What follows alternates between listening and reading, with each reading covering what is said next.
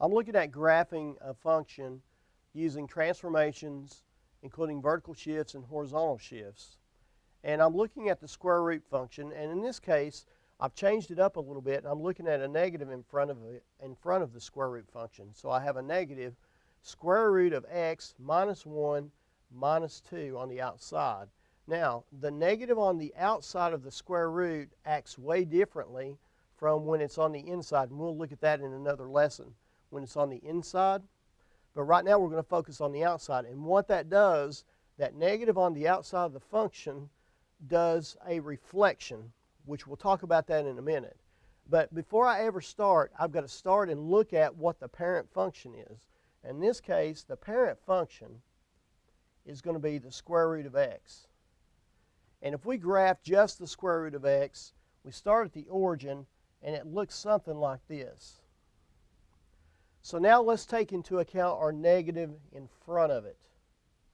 Our negative, when it's in front of the function like that, not inside with the x, but on the outside, that reflects my function or my graph about the x-axis. So instead of being the square root of x, if I did like the negative square root of x, the function would be reflected down like this. So that's what the negative on the outside does. Now let's go on to the inside and focus on the inside for a minute. This negative 1 on the inside does a shift horizontally. That's left and right. But it's the opposite of what we normally think. We typically think that a negative would shift it left. But in this case, on the inside, it does the opposite.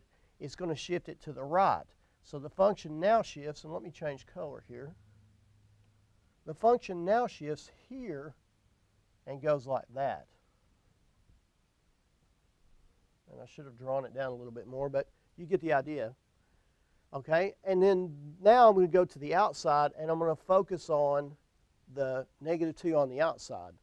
That does, when it's outside the function like this, it shifts it up and down or vertically.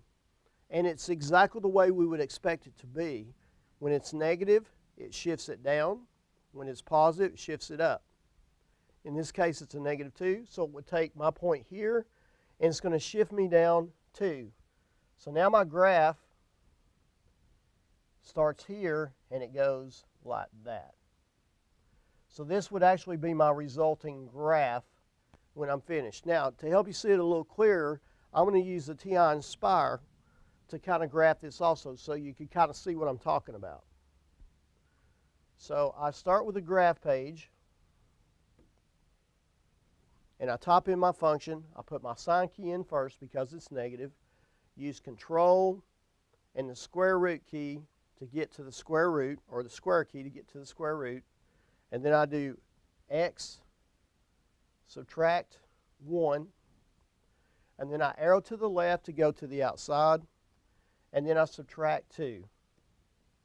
And when I press enter, you can see this graph is down below the x-axis, just like I did on the manual graph that I did a moment ago. So you can see what the negative out front of the function does.